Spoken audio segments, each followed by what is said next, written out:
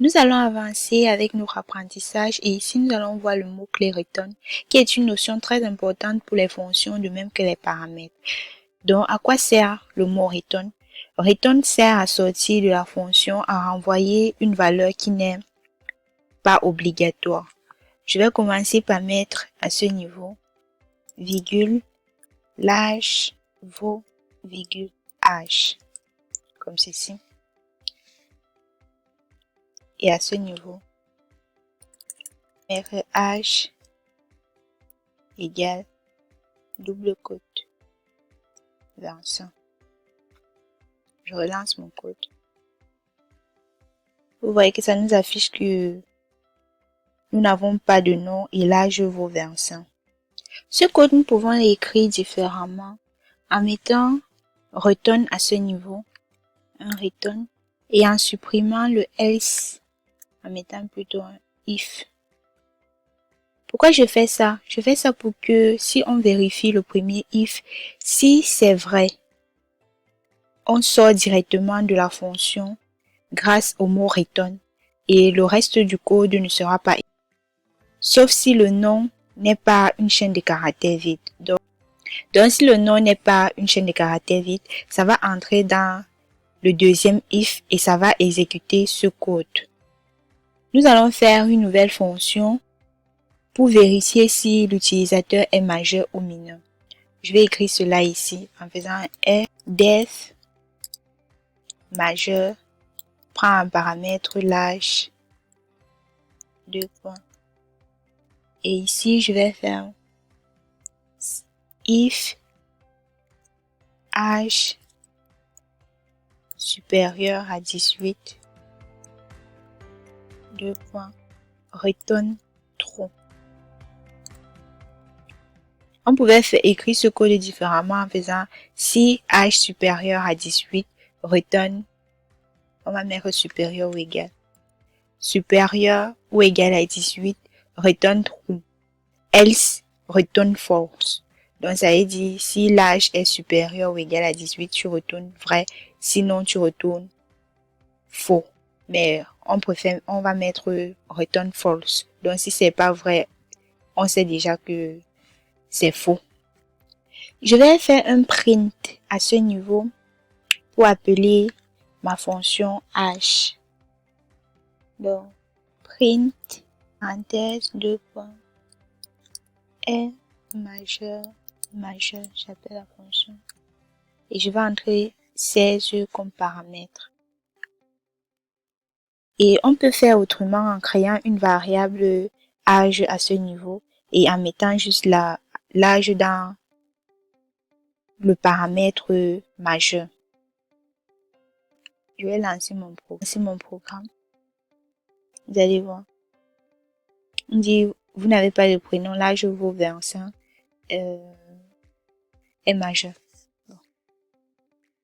Je vais commenter ceci et je vais lancer mon programme. Vous voyez que ça met est majeur.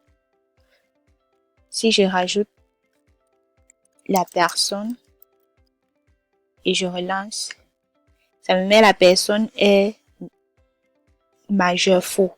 Et si je mets par exemple 18 à ce niveau, la personne est majeure true. Donc le code fonctionne normalement. Ici, je vais commenter ceci et je vais faire un autre print.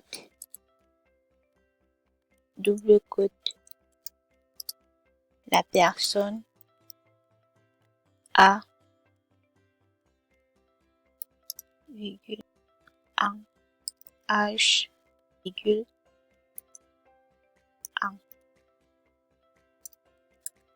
Et ici, je vais mettre âge égal à 0. Et à ce niveau, je vais faire une vérification. If la fonction majeur, parenthèse âge, deux points, print,